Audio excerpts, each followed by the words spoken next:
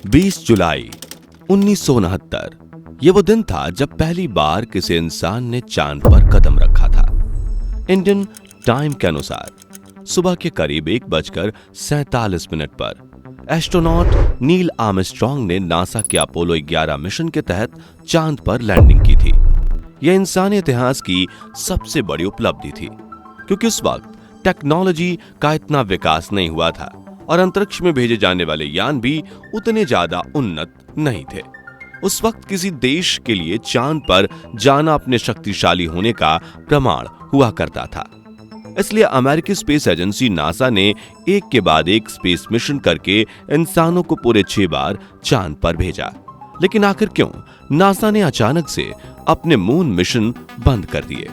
क्यों साल 1972 में हुए नासा के आखिरी मून मिशन के बाद दुनिया की किसी भी स्पेस एजेंसी ने अपने एस्ट्रोनॉट्स को चांद पर नहीं भेजा?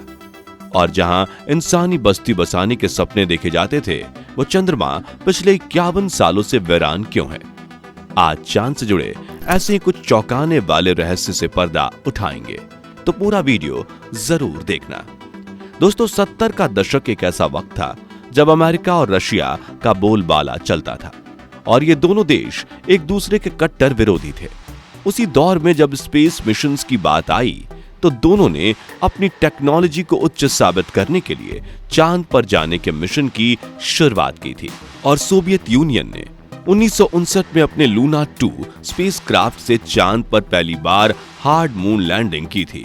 हार्ड यानी लैंड करते वक्त जानबूझकर स्पेसक्राफ्ट को चांद पर क्रैश करवाया था, जिसके 3 साल बाद 1962 में अमेरिका ने भी रेजर 4 स्पेसक्राफ्ट को भी जानबूझकर चांद पर क्रैश करवाया। हालांकि उस वक्त तो स्पेसक्राफ्ट खाली होते थे, लेकिन फिर दोनों स्पेस एजेंसीज ने इंसानों को चांद पर भेजने का सपना देखा और दोनों ने अपने स्पेसक्राफ्ट डिजाइन करने शुरू कर दिए। ऐसा ही कुछ साल बीत गए और जुलाई 1969 में अमेरिका ने नील आर्मस्ट्रांग और बज एल्ड्रिन को पहली बार चांद पर लैंड करवाकर नासा ने इस रेस में सोवियत रसिया को पीछे छोड़ दिया। और नासा ने इस मून लैंडिंग मिशन की लाइव स्ट्रीम भी की थी, जिससे उन्हें दुनिया भर में काफी प्रसिद्धि मिली थी। लेकिन जब नील आर्मस्ट्रांग और बज एल्ड्रिन चांद पर घूम रहे थे, तब उनका प्रसारण कुछ समय के लिए रोक दिया गया था। ऐसा इसलिए क्योंकि वे लोग दुनिया से कुछ कहना चाहते थे, लेकिन उनकी आवाज काट दी गई थी। कहा जाता है कि उन्हें चांद पर एक कूलिंग टावर जैसी संरचना दिखी थी, जो जमीन से काफी ऊंचाई पर बना हुआ था। कई एक्सपर्ट्स का मानना है कि ये एलियंस का न्यूक्लियर पावर प्लांट हो सकता है, जिसे चांद की जमीन के अंदर बनाया गया था। लेकिन आज ये टावर वीरान पड़े हैं और इसी की जांच के लिए नासा ने कई बार इंसानों को चांद पर भेजा था। इतना ही नहीं, अपने मून मिशन के कई सालों बाद एक डॉक्यूमेंट्री में बज एल्ड्रिन ने इस बात को कबूल किया था कि जब वो चांद पर उतरे थे तो एक बड़ी सी लाइट ने उनका पीछा किया था और टेक्निकली वो यूएफओ यानी अनआइडेंटिफाइड फ्लाइंग ऑब्जेक्ट था, जो इतनी ज्यादा एडवांस टेक्नोलॉजी से बना हुआ था जिसकी इंसानों ने कल्पना भी ना की हो।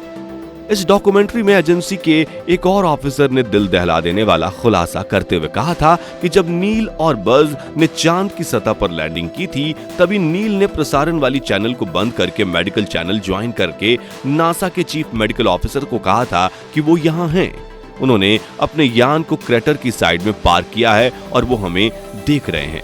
दोस्तों, नील आर्मस्ट्रांग और बज एल्ड्रिन की लैंडिंग के बाद चांद के बारे में जो रोंगटे खड़े कर देने वाले रहस्य सामने आए थे, उसके बाद अपनी अपोलो सीरीज के 12, 14, 15, 16 और 17 मिशन के तहत नासा ने 10 और एस्ट्रोनॉट्स को चांद पर भेजा था और आज तक टोटल 12 लोग ही चांद पर लैंडिंग कर पाए हैं और ये 12 के 12 एस्ट्रोनॉट्स अमेरिकन ही थे। इनमें से कई अंतरिक्ष यात्रियों ने चांद पर कुछ अजीब सी आवाजें भी सुनी थी, तो कईयों ने इस पर बने एक अजीब से ब्रिज को भी देखा था। वहीं चांद की खोज में वैज्ञानिकों को एक सैटेलाइट डिश जैसी संरचना भी दिखी थी, जिसका अपने आप बनना निश्चित रूप से असंभव है। हालांकि नासा ने कभी इस बात पर आधिकारिक बयान नहीं दिया, लेकिन नासा द्वारा भेजे गए अंतरिक्ष यात्रियों की माने तो उन्होंने कई बार इस बात को कबूला है कि चांद पर एलियन आते रहते हैं और वहां उनका अपना ठिकाना भी है। खैर, एलियंस के होने या ना होने पर अपनी राय हमें कमेंट्स में दीजिए।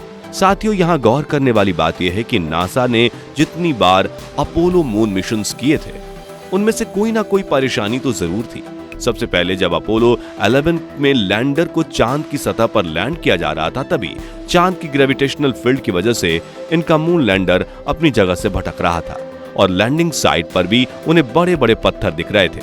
वहीं लूनर लैंडिंग के वक्त लैंडर में फ्यूल भी खत्म हो चुका था, लेकिन सिचुएशन को संभालते हुए नील आर्मस्ट्रांग ने जल्दी से लैंडिंग के लिए एक सही जगह चुनी और जैसे तैसे करके एक सेफ लैंडिंग की थी।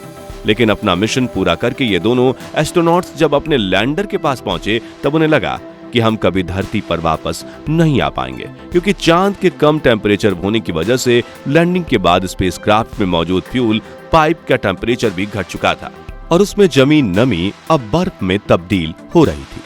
और नासा की ग्राउंड टीम उन्हें यह आदेश देने ही वाली थी कि आप दोनों इस लूनर लैंडर से बाहर निकल जाओ, क्योंकि प्रेशर इतना ज्यादा बढ़ चुका है कि लैंडर ब्लास्ट भी हो सकता है। लेकिन फिर इनकी किस्मत चमक उठी और टेम्परेचर बढ़ने लगा, जिससे फ्यूल पाइप का प्रेशर नॉर्मल होने लगा और 2 घंटे 30 मिनट चांद पर बिताने के बाद नील आर्मस्ट्रांग और बज एल्ड्रिन ने चांद से टेक ऑफ किया और अपने स्पेसक्राफ्ट तक पहुंचे और फिर ये एस्ट्रोनॉट धरती की ओर रवाना हुए और सकुशल धरती पर लौट आए। इस मिशन के बाद फिर नासा ने अपोलो 13 स्पेसक्राफ्ट भेजा।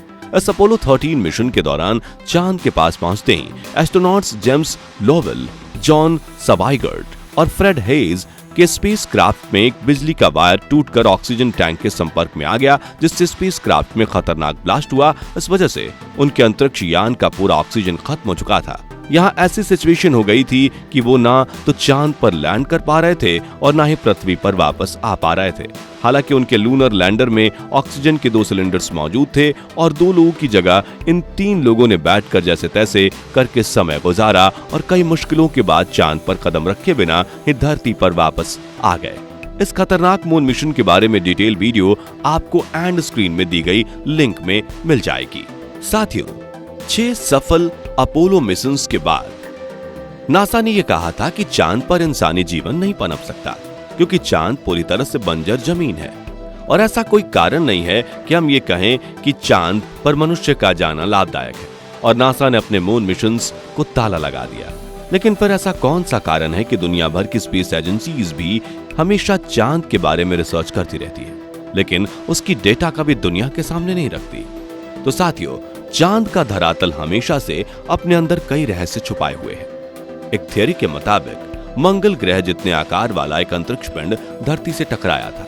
यह ब्लास्ट इतना बड़ा था कि धरती के कई मटेरियल्स बड़े बड़े टुकड़ों में टूटकर अंतरिक्ष में चले गए थे। उन्हीं टुकड़ों के एकत्रित होने से चांद का निर्माण हुआ था। अगर ये सही थियरी है तो चांद का धरातल हमारे पृथ्वी जैसा ही होना चाहिए, लेकिन चांद और पृथ्वी के धरातल में जमीन आसमान का फर्क है। वैज्ञानिकों का मानना है कि चांद की सतह किसी धातु से बनी है और वो अंदर से पूरी तरह से खोखला है। वहीं चांद के पत्थर में नेपच्यून ग्रह जैसे एलिमेंट पाए गए हैं, जबकि ऐसे एलिमेंट धरती के पत्थरों में नहीं पाए जाते। तो दोस्तों, अगर आप नासा के नए मून मिशन आर्टेमिस प्रोग्राम के बारे में जानना चाहते हैं तो डिस्क्रिप्शन में दी गई लिंक से हमारे उस वीडियो को देख सकते हैं। और ये वीडियो पसंद आया हो तो इसे लाइक और शेयर करके हमें सपोर्ट कीजिए। साथ ही ऐसे दिलचस्प वीडियोस देखते रहने के लिए हमारे चैनल को सब्सक्राइब कर पास वाली घंटी को जरूर दबा दीजिए। धन्यवाद।